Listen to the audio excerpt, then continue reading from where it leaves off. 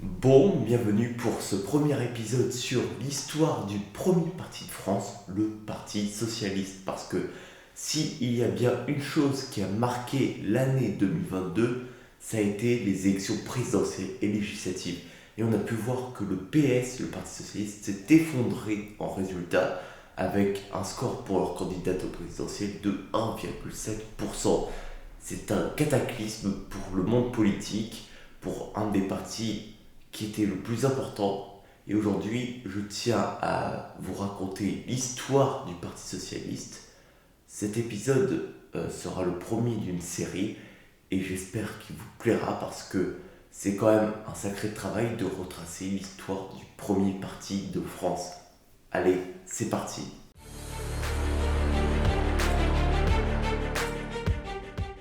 Pour mieux connaître l'histoire du Parti socialiste français, il faut revenir sur son ancêtre, la section française de l'Internationale ouvrière. Alors, je vais simplifier. Donc, ce parti créé en 1905 par des marxistes, c'est-à-dire des communistes et des socialistes, avait pour but de défendre la cause ouvrière qui, selon eux, n'était pas assez défendue par les républicains, pas le parti actuel, un autre parti à l'époque. Et donc, cette politique prônée par la SFIO va s'avérer très populaire à partir des années 20 et des années 30, vu que le parti va réussir à arriver au pouvoir avec deux alliances, le cartel des gauches, puis le Front populaire. C'est surtout ce gouvernement en 1936 qui va instaurer des grandes mesures qu'on a tous appris à l'école, c'est-à-dire les 14 jours de congés payés, les 40 heures par semaine et les grandes nationalisations comme la SNCF qui devient le seul réseau de voies ferrées en France. C'est tout cela qui rend la SFIO un parti très populaire auprès des milieux ouvriers. Malheureusement, ce parti va commencer à virer à l'extrême droite pendant le régime de Vichy et va commencer à collaborer. Mitterrand lui-même va collaborer avec le régime de Vichy, ce qui est assez cocasse vu ce qu'il a dit par la suite. Après la Seconde Guerre mondiale, la SFIO va faire un tournant radical. La SFIO va virer tous les anciens collaborateurs et va décider de pactiser avec le Parti communiste et le MRP, les démocrates chrétiens, pour former une alliance politique, le tripartisme. C'est eux notamment qui vont créer la sécurité sociale, l'assurance chômage, enfin les retraites, un système de retraite par répartition, le système actuel encore. Et c'est toutes ces avancées sociales qui vont faire que la SFIO va devenir le parti ouvrier par excellence avec le PCF.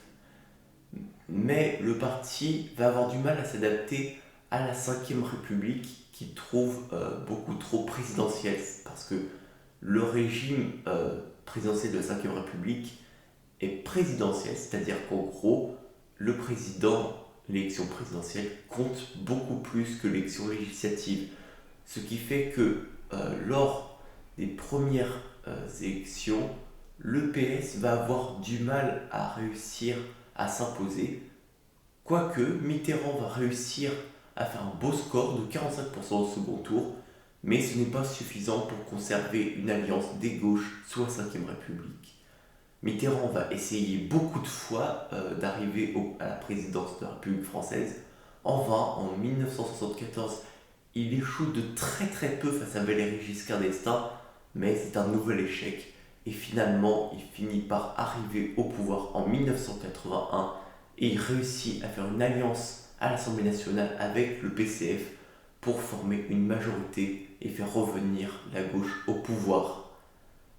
Et c'est à partir de là que l'histoire du PS moderne peut commencer.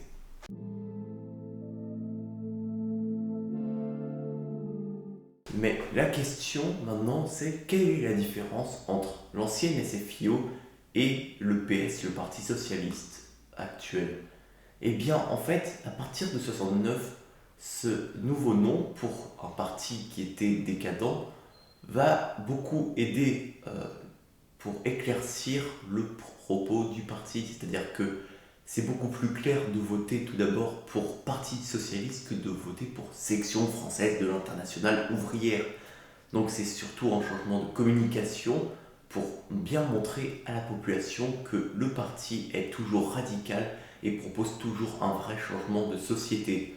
Ce changement de nom va se coupler à un choix de programme commun avec le Parti communiste en 1972 afin de rallier tous les partis de gauche autour d'un programme et autour d'un candidat pour 1974, François Mitterrand. Oui, j'ai dit qu'il avait échoué en 65 en faisant 45% au second tour, mais ce coup-ci, ils y croient vraiment et ils pensent qu'une alliance avec le PSCF va réussir à leur faire remporter l'élection. Donc, ce choix de radicalité, entre guillemets, par la communication et par le choix d'un programme commun, va faire que le PS va réussir à faire un excellent score en 1974, en arrivant quasiment à du 50% pour Giscard d'Estaing et 50% pour Mitterrand. Malheureusement, approximativement, Giscard d'Estaing va gagner l'élection présidentielle de 0,5%, quelque chose comme ça, ce qui va beaucoup énerver François Mitterrand. Il le dira d'ailleurs plus tard qu'il a beaucoup regretté de ne pas être président à cette période. Mais le programme commun n'est pas abandonné pour autant, ils ont toujours un espoir pour 81. Mais le choix de Mitterrand de ne pas respecter certains accords du programme commun va faire que le PCF va trahir le programme en incluant Georges Marchais. Donc François Mitterrand va avoir en 80 un concurrent de gauche face à lui au premier tour du présidentiel. Donc c'est un pari très risqué que prend Mitterrand de se représenter parce qu'en plus, à droite, Giscard d'Estaing reste assez populaire et c'est assez risqué de se présenter désuni à la présidentielle. Mais pourtant, François Mitterrand en 80 va réussir à arriver au second tour et finalement, Georges Marchais va finir par soutenir la candidature de ce dernier au second tour. Et c'est comme ça que François Mitterrand arrive en 1980 à être élu président de la République. C'est un véritable tournant. C'est la première fois que le Parti socialiste, ou en tout cas qu'un parti de gauche, arrive au pouvoir dans un régime présidentiel. C'est fini pour cette première vidéo sur le PS. La prochaine arrive bientôt et ce sera sur l'histoire du parti après 81. En attendant, n'hésitez pas à partager celle-là, à la liker si vous l'avez aimée. Sur ce, moi je vous dis ciao.